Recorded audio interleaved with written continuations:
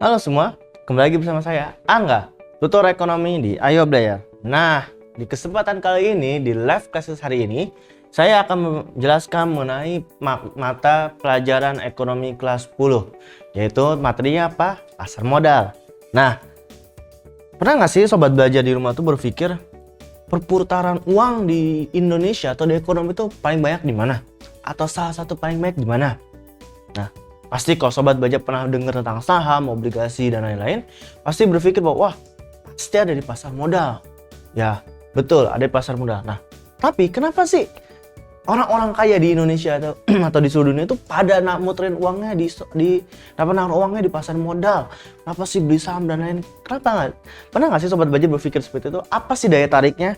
Nah, di live classes kali ini kita akan membahas mengenai pengertian, fungsi, dan manfaat pasar modal ke perekonomian dan juga orang-orang yang berkepentingan di dalamnya.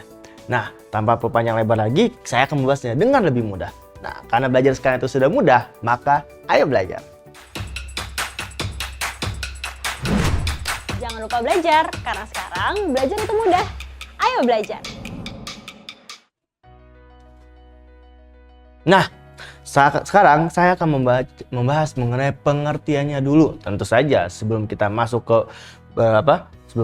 ke berbagai jenis fungsi perannya, nah kita akan masuk dulu ke pengertiannya. Nah, pasar modal itu adalah bentuk pasar atau suatu lembaga keuangan yang menjual atau yang menjadi tempat transaksi dari instrumen kayak keuangan jangka panjang yang bisa diperjualbelikan.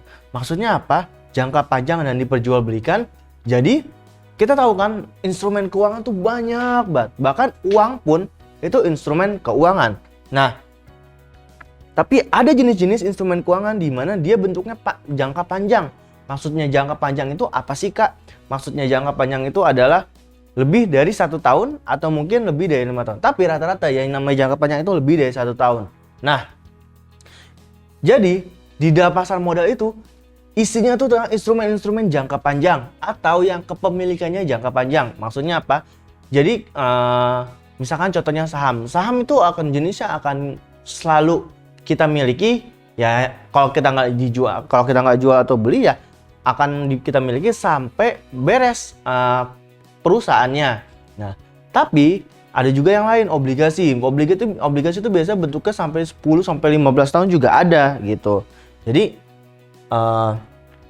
intinya pasar modal itu tentang instrumen keuangan yang jangka panjang. Emang ada, Kak, yang jangka pendek? Ada. Contohnya tabungan. Tabungan itu jangka pendek. Ada lagi seperti deposito. Deposito itu jangka pendek. Deposito yang cuma beberapa bulan jangka pendek. Giro juga jangka pendek. Nah, jadi kalau yang ada di pasar modal itu hanya yang jangka panjang saja. Kalau yang pendek-pendek bukan di pasar modal tempatnya, tapi di lembaga keuangan lainnya. Nah, yang kedua yang harus kita highlight itu bisa diperjualbelikan. Maksudnya apa? Ada beberapa instrumen keuangan jangka panjang yang tidak bisa diperjualbelikan. Misalkan apa? Suatu akte yang menggunakan nama perorangan. Itu juga tidak bisa dijualbelikan. Tapi yang ada di pasar modal yang jelas bisa diperjualbelikan. Apa gunanya instrumen keuangan, apa gunanya dimasukin ke pasar modal kalau tidak bisa diperjualbelikan? Nah, intinya seperti itu. Jadi pasar modal itu adalah tempat transaksi dari instrumen keuangan jangka panjang yang bersifat jangka panjang yang bisa diperjualbelikan. Itu definisi dari pasar modal. Nah, apa aja sih instrumen-instrumen yang dijual di pasar modal? Saya akan sedikit memberikan intermezzo. Yang pertama itu ada obligasi, ada saham, ada reksadana, dan juga instrumen derivatif. Kalau obligasi itu adalah surat utang. Jadi misalkan perusahaan ingin membutuhkan dana, akhirnya dia memutuskan daripada menjual kepemilikannya, dia mengeluarkan surat utang atau ya istilahnya minjem uang dulu lah ke investor. Nah, dalam jangka waktu tertentu itu akan dikembalikan. Nah, itu yang dimaksud dengan obligasi. Kalau saham itu lebih ke kepemilikan. Kalau obligasi itu tidak memberikan kepemilikan, kalau saham itu memberikan kepemilikan. Obligasi keuntungannya ada dalam bentuk bunga, sedangkan kalau saham itu keuntungannya dalam bentuk dividen yang dibagikan setiap tahun. Kurang lebih seperti itu. Nah, kalau obligasi itu berarti setiap jangka waktu tertentu, mungkin setiap bulan atau setiap tahun, perusahaan akan memberikan bunga yang konstan, yang pasti ke si investor. Tapi kalau saham, setiap tahun perusahaan akan memberikan dividen, tapi yang jumlahnya juga tidak pasti karena tergantung dari kondisi keuangan perusahaan. Nah, itu bedanya obligasi dan saham. Kalau reksadana itu adalah salah satu instrumen keuangan. Bedanya, kalau reksadana itu biasanya bunganya itu relatif lebih kecil daripada obligasi dan juga saham. Kenapa? Karena reksadana itu lebih secure, lebih aman, lebih terjamin. Oleh karena itu biasanya yang lebih terjamin atau yang less risk atau resikonya kecil, dia returnnya akan lebih kecil. Ingat kan, ada jargon high risk high return. Nah, kalau reksadana itu tidak termasuk dalam kategori high risk high return, tapi dia karena dia lebih low risk low return, tapi yang pasti secure banget gitu loh. Nah, yang terakhir itu ada instrumen derivatif. Instrumen derivatif itu ada instrumen turunan dari instrumen aslinya. Misalkan instrumen aslinya kan saham. Nah, kalau instrumen derivatif itulah turunan dari saham. Maksudnya apa? Itu adalah berarti surat kepemilikan saham. Itu juga bisa menjadi instrumen keuangan. Kalau kayak gitu, kalau kayak gitu, kalau seperti itu berarti instrumen derivatifnya, kalau misalnya ada surat perjanjian dan lain-lain, itu akan menjadi instrumen derivatif. Nah, lalu ada jenis-jenis pasar modal. Nah, jenisnya pasar modal itu ada dua. Yang pertama itulah pasar perdana atau saham atau pasar yang ada pasar perdana dan ada pasar sekunder. Nah, pasar perdana itu adalah khusus untuk instrumen keuangan yang baru keluar.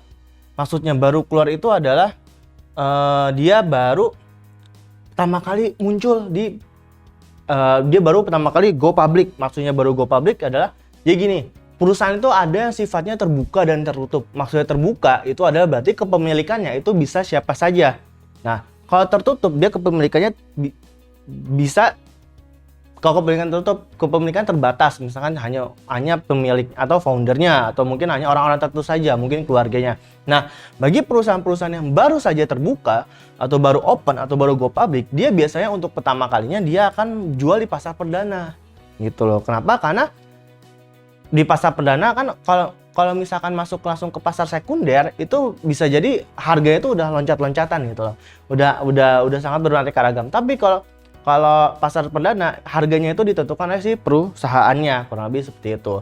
Nah, lalu pasar sekunder itulah pasar di mana saham-saham yang telah tercatat dan diperjualbelikan di bursa efek. Maksudnya apa? Jadi pasar sekunder itu untuk pasar-pasar yang intinya dia udah beberapa tahun, udah beberapa puluh tahun diperjualbelikan, udah berapa bulan, pokoknya bukan yang pertama. Istilahnya adalah ini saham second. Jadi saham yang udah pernah dibeli terus dijual lagi, udah pernah dibeli terus dijual lagi, kurang lebih seperti itu. Nah, jadi bedanya pasar perdana pasar sekunder itu di situ. Kalau pasar perdana itu untuk orang-orang baru atau saham-saham baru yang baru muncul atau baru masuk ke pasar, masuk ke bursa efek. Jadi istilahnya kalau dalam bahasa simpel adalah barang ori ya, bukan barang ori, barang grass, barang baru, lebih seperti itu. Nah, kalau pasar sekunder itu pasar di mana yang dijual itu adalah barang-barang second atau barang-barang yang bukan grass, kurang lebih seperti itu. Nah, lalu ada peran-peran pasar modal. Maksudnya peran-peran pasar modal apa aja sih? Maksudnya kan pasar modal itu suatu lembaga instrumen keuangan di mana dia itu pasti punya peran dalam perekonomian. Nah, perannya itu apa aja sih pasar modal itu? Nah, yang pertama itu ada pasar modal itu sebagai perantara atau lembaga intermediasi. Antara apa? Antara beberapa pihak yang bukan bank. Jadi kalau misalnya sobat belajar masih ingat pertemuan minggu lalu, saya membahas mengenai perbankan. Nah, ketika membahas tentang perbankan itu adalah lembaga perantara atau lembaga intermediasi. Nah, intermediasi yang dimaksud adalah dalam bank itu transfer uang. Misalkan misalnya saya mau transfer uang ke orang lain. Nah, bank itu menjadi lembaga intermediasi. Nah, tapi kalau si pasar modal itu bukan lembaga intermediasi seperti bank. tapi lembaga intermediasi yang gunanya misalkan untuk menjualbelikan si instrumen keuangan jangka panjang yang telah kita jelaskan sebelumnya. Nah, yang kedua, peran pasar modal itu adalah sebagai sarana pemodal yang untuk mendapatkan keuntungan. Maksudnya apa? Pemodal ini adalah orang-orang atau investor yang banyak duitnya. Misalnya Sobat Belajar tuh punya uang, kita bilang aja ada 1 triliun atau 1 miliar. Sobat Belajar tuh bingung gimana kalau misalkan didiamin aja uang 1 miliar itu perlahan-lahan akan habis kan. Misalkan sehari 1 juta, 1 juta, 1 juta, lama-kelamaan itu akan habis juga itu uang 1 miliar yang meskipun awalnya besar. Oleh karena itu, si pasar modal itu menjadi sarana bagi orang-orang kaya atau orang-orang punya uang untuk memutarkan uangnya untuk mendapatkan keuntungan agar uang mereka tidak habis dikonsumsi saja. Nah, itu gunanya dari pasar modal atau peran pasar modal. Yang ketiga, itu adalah peran pasar modal itu sebagai sarana para pemilik bisnis yang butuh uang itu memperoleh dana dari pihak eksternal. Maksudnya apa? Misalnya gini, perusahaan Sobat Belajar itu bergerak di bidang produksi makanan. Nah, Sobat Belajar itu butuh modal tambahan nih. Dari sisi internal atau mungkin dari uang Sobat Belajar sendiri atau dari keuntungan produksi makanan Sobat Belajar sendiri itu kurang cukup. Uangnya kurang cukup nih. Aku perlu tambahan modal uang lagi nih. Nah, kalau misalkan opsi di internal sudah habis atau tidak cukup, maka akan ada opsi eksternal kan. Nah, pasar modal itu yang menghubungkan antara pemilik bisnis yang butuh uang dengan sumber-sumber dana eksternal. Maksudnya apa? Kalau kita bisa coret-coret dikit, misalkan ini perusahaan, ya, perusahaan PT Sumber IAB misalnya. Nah, dia tuh ingin buka buka pabrik baru.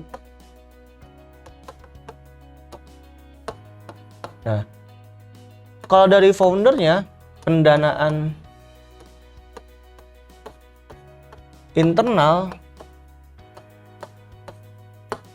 itu kan bisa dari uang founder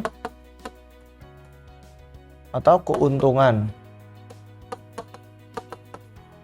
Nah, misalkan si uang founder sama keuntungan itu nggak cukup. Wah, uangnya nggak cukup nih. Kita pada pagi bagus nih peluangnya nih. Saya ngebuka pabrik baru, lagi bagus, tapi pendanaan dari sisi internalnya nggak cukup. Nah, maka yang timbul adalah pendanaan dari sisi eksternal. Ini nggak cukup nih, saya nggak cukup nih, saya butuh pendanaan eksternal. Pendanaan eksternal itu bisa dengan cara perusahaan itu menerbitkan ya obligasi, surat saham. Jadi dia mendapatkan pendanaan dari orang atau pihak yang tidak berhubungan, yang sebelumnya tidak ada hubungan dengan perusahaan. Itu untuk mendapatkan pendanaan eksternal.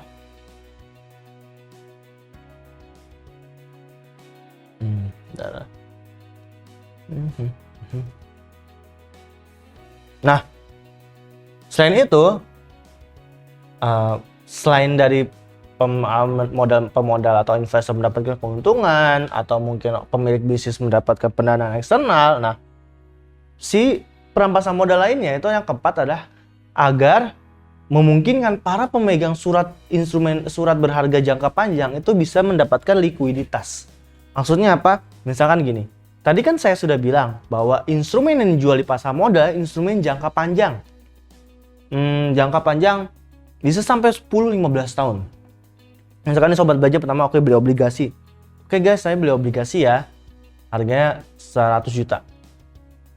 Untuk 10 tahun. Nah, tiba-tiba belum nyampe 10 tahun, kan otomatis kan kalau obligasi kan kita meminjamkan uang ke perusahaan kan. Oke ini 100 juta, berarti baru akan kembali 100 jutanya itu dalam waktu 10 tahun. Ya kan? Nah, tapi sebelum 10 tahun, 2 tahun atau 3 tahun, Sobat Belajar udah merasakan butuh uang. Aku butuh uang nih, BU. Gitu kan? Nah, apa yang bisa dilakukan? Gitu. Ya, bisa Sobat Belajar bisa menjual terus obligasi ke pasar modal. Agar apa? Agar si Sobat Belajar sekalian itu bisa mendapatkan likuiditas. Aduh, saya butuh 1 juta sekarang nih, cairin gimana ya? Padahal ini surat obligasi masih 5 tahun lagi. Jual aja di pasar modal, pasti ada yang beli. Nah, ketika ada orang yang beli obligasi yang kita pegang dari di pasar, otomatis kan kita mendapatkan likuiditas, ya surat obligasi itu akan menjadi milik si orang baru. Kurang lebih seperti itu kan. Nah, yang terakhir adalah pasar modal itu mengurangi biaya informasi dan juga dalam transaksi surat berharga. Maksudnya apa? Kalau misalkan tadi saya sudah bilang kan ada perusahaan yang belum terbuka, ada perusahaan yang tertutup. Ada yang tertutup dan terbuka. Nah, perusahaan tertutup itu biasanya dia masih perusahaan-perusahaan yang milik keluarga atau milik perusahaan keluarga atau perusahaan perseorangan, kurang lebih seperti itu. Nah, ketika dia perusahaan-perusahaan tertutup ingin mendapatkan investor, kalau dia belum masuk pasar modal, pasti kan remang-remang ya. Maksudnya apa? Aduh, ini perusahaan tertutup nih, kita nggak tahu nih laporan keuangannya gimana, kondisi keuangan gimana, foundernya siapa dan lain-lain. Nah, tapi kalau dia sudah masuk ke pasar modal, ketika dia masuk pasar modal, semua informasi mengenai perusahaan itu terbuka lebar, bisa diakses oleh siapa aja. Jadi biaya-biaya yang timbul akibat tidak ada informasi yang tersedia itu terkurangi, nggak ada lagi. Misalkan kalau tadinya saya mau investasi ke PTA itu perusahaan perseorangan, dia tertutup, untuk bisa dapat laporan keuangannya kita perlu bayar, misalkan kayak gitu, atau kita perlu akses, otomatis kita perlu bayar, padahal kita mau investasi ke bayar gitu. Sedangkan kalau misalkan kita ke PTB yang udah terbuka, udah masuk pasar modal, informasi bisa kita dapat kapan aja, dari mana aja, gampang aksesnya. Otomatis biaya-biaya yang timbul kalau kita ingin mengakses informasi nggak perlu lagi ada kan. Itu yang dimaksud dari pasar modal, mengurangi biaya informasi. Nah, kalau tadi kita udah berbicara tentang peran, nah manfaat dari pasar modal itu untuk apa aja sih? Nah, kita akan bagi manfaatnya ini ke 3 golongan, bagi pemodal, bagi emiten, dan juga bagi pemerintah. Yang pertama itu bagi pemodal. Bagi pemodal itu akan gimana? Apa sih manfaatnya pasar modal bagi pemodal atau investor? Manfaatnya adalah pertama itu capital gain. Maksudnya capital gain itu apa sih? Capital gain ini misalkan pertama sobat belajar beli saham, harganya sobat belajar beli 100 juta saham sebesar 100 juta. Nah, setelah sebulan megang, sobat belajar jual tuh sahamnya jadi 120 juta. Otomatis sobat belajar mendapatkan keuntungan 20 juta kan. Nah, itu yang dimaksud dari capital gain. Capital gain itu adalah berarti keuntungan yang didapat dari jual beli, purely jual beli ya, bukan dividen atau apa, hanya dari jual beli surat berharga. Itu adalah capital gain. Nah, yang kedua itu memperoleh dividen. Maksudnya apa ya? Memperoleh keuntungan atau bunga dari si saham atau obligasi yang sobat belajar pegang, dari pemodal pegang. Yang ketiga itu bisa memiliki hak suara dalam rapat umum pemegang saham. Maksudnya apa? RUPS itu rapat umum pemegang saham ya. Jadi ketika sobat belajar beli saham dari pasar modal, otomatis sobat belajar memberi hak suara apabila perusahaan ingin voting. Misalkan hak suara ini berarti sobat belajar bisa memiliki power atau memiliki kekuasaan ke suatu perusahaan. Misalkan, oh ini perusahaan bank bagus nih, saya beli sahamnya, otomatis sobat belajar punya power untuk menentukan arah gimana perusahaan itu akan berjalan ke depannya. Nah, yang keempat itu adalah kemudahan dalam mengganti alat investasi. Nah, pasar modal itu kan tempat berkumpulnya para instrumen keuangan jangka panjang ya.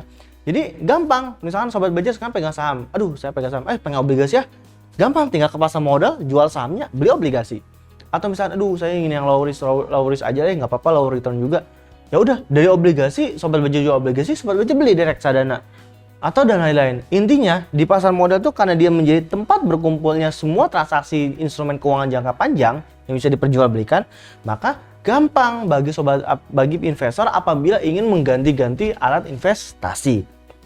Yang keempat itu dapat melakukan beberapa investasi dalam sekaligus. Nah, pasar modal itu kan tempat berkumpulnya transaksi-transaksi, otomatis kan ada nih banyak pilihan nih, investasi-investasi apa aja yang bisa dilakukan. Di pasar modal dengan kita jangan lebih mudah dalam menentukan beberapa investasi yang kita inginkan. Misalkan kalau misalkan ke perusahaan itu kan susah ya, kalau misalnya dia belum di pasar modal susah kan untuk melakukan investasi ke beberapa perusahaan. Nah, tapi kalau ini sobat belajar masuk ke pasar modal bisa memberikan akses banyak ke investasi sehingga bisa melakukan beberapa investasi secara sekaligus. Tuh. Nah, lalu ada emiten. Nah, emiten itu apa sih? Nah, saya belum singgung. Emiten itu adalah perusahaan yang masuk ke bursa efek atau ke pasar modal untuk mendapatkan dana. Jadi, apabila perusahaan sudah masuk ke dalam suatu pasar modal atau terdaftar di pasar modal, dia namanya emiten. Nah, apa keuntungan emiten? Yang pertama itu dapat menghimpun dana lebih besar. Maksudnya apa? Jadi, kalau misalkan perusahaan-perusahaan yang sudah masuk ke pasar modal, berarti itu perusahaan-perusahaan yang bisa dibilang trusted atau bisa dipercaya atau secure. Nah, otomatis ketika dia sudah masuk ke pasar modal, berarti investor tuh percaya terhadap perusahaan kalian atau perusahaan sobat belajar. Nah, sehingga si emiten ini dapat dengan mudah mendapatkan ke dana atau ke pendanaan. Nah, yang kedua, oleh karena itu selain bisa dapat menghimpun dana lebih besar dan juga dapat mudah untuk mendapatkan dana. Nah, yang ketiga itu fleksibilitas pengelolaan data. Maksudnya apa? Yang tadi saya bilang, akses informasi sudah pasar modal itu memberikan informasi kepada si investor. Nah, dengan namanya dia masuk ke pasar modal, dia dapat dengan mudah mengelola data karena pasar modal itu memberikan data-data yang hanya akan diberikan ke investor. Yang terakhir itu besar kecilnya keuntungan dividen sesuai dengan keuntungan perusahaan. Nah, ketika perusahaan mengeluarkan saham di pasar modal, maka kewajiban perusahaan kepada investor itu terbatas dia harus ngasih dividen. Untuk nominalnya berapa itu bisa tergantung dari kondisi keuntungan perusahaan. Itu dijamin oleh pasar modal, dijamin di pasar modal. Beda kalau misalkan perusahaannya tertutup, sobat belajar, si perusahaannya ini otomatis dia ada kontrak kerjasama di mana perjanjian di mana dia harus bayar segini. Tapi kalau misalkan dia mencari pendanaan melalui saham di pasar modal, yang perlu wajib adalah hanya membayar dividennya. Untuk nominalnya itu tergantung dari kondisi perusahaan.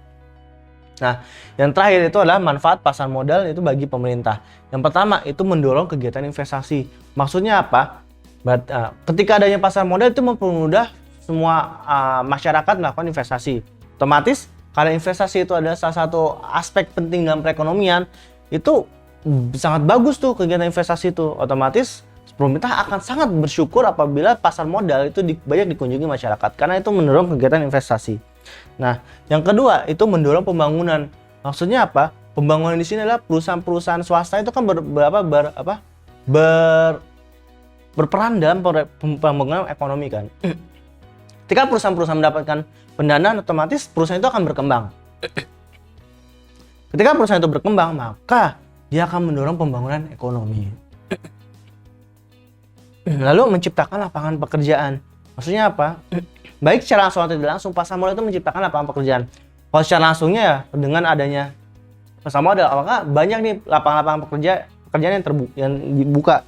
Kayak misalkan lapangan pekerjaan jadi analis di pasar modal, atau jadi ekonom di pasar modal, atau bahkan sekedar jadi administrasi pasar modal, itu pun menjadi lapangan pekerjaan. Secara tidak langsungnya, dengan perusahaan mendapatkan investasi di pasar modal, maka akan banyak lapangan pekerjaan yang terbuka karena berarti ekspansi perusahaan bisa meningkat. Yang terakhir adalah menjadi indikator pertumbuhan ekonomi nasional. Jelas, karena investasi itu adalah salah satu aspek dari GDP. Kalau sobat belajar ingat, GDP kan sama dengan konsumsi plus investasi plus G plus net ekspor ya. Nah, investasi ini kan bagian dari GDP kan, otomatis karena pasar modal berkaitan dengan investasi, maka dia menjadi indikator pertumbuhan ekonomi. Nah, terakhir ada kelebihan dan kelemahan. kelebihan pasar modal itu apa sih? Kelebihan pasar modal adalah menjadi salah satu sumber dana, sumber pendanaan perusahaan. Itu jelas ya, yang sudah saya jelaskan. Yang kedua itu menjadi indikator perkembangan ekonomi. Betul, ini tadi sudah jelaskan manfaat pemerintah dan itu sarana investasi masyarakat. Betul, jadi masyarakat bisa menjadi investor dengan memasukkan uangnya di pasar modal. Nah, tapi ada beberapa kelemahan pasar modal. Yang pertama adalah belum menyentuh seluruh lapisan masyarakat. Berbeda dengan bank, kalau bank yang udah sampai di daerah-daerah ada, pasar modal itu masih tidak tersentuh ke masyarakat daerah. Hanya orang-orang tertentu, hanya sebagian aspek atau lapisan masyarakat yang punya pengetahuan atau tahu pasar modal. Itu sangat disayangkan sekali. Itu adalah tugas pemerintah bagaimana caranya memasyarakatkan pasar modal. Yang kedua, fluktuasi kurs mata uang mempengaruhi harga saham. Maksudnya apa? Kalau misalkan kurs mata uang kan menggambarkan perekonomian. Jadi misalkan kalau perekonomian kurs mata uangnya terlalu murah, berarti ekonomi sedang tidak bagus. Ya kan, misalkan kalau rupiah sampai harga 20.000, 40.000, 50.000 itu otomatis perekonomian Indonesia tidak bagus dong. Karena nilai mata uang rupiah tidak punya power di perekonomian global. Nah, oleh karena itu apabila mata uang dalam negeri terlalu fluktuatif, otomatis tingkat kepercayaan investor ke dalam perekonomian Indonesia akan turun atau nggak terlalu bagus. Itu kenapa fluktuasi kurs mata uang itu mempengaruhi transaksi harga saham di pasar modal. Yang terakhir itu jelas, pasar modal itu mendorong investasi. Nah, investasi ada resiko. Itu adalah salah satu kelemahan, meskipun itu kelemahan yang tidak bisa dihindari. Oke? Nah, sudah beres nih materinya tentang kawasan modal. Tidak terlalu mudah kan? Nah, karena sekarang belajar itu sudah mudah, maka ayo belajar. Sekian dari saya, terima kasih.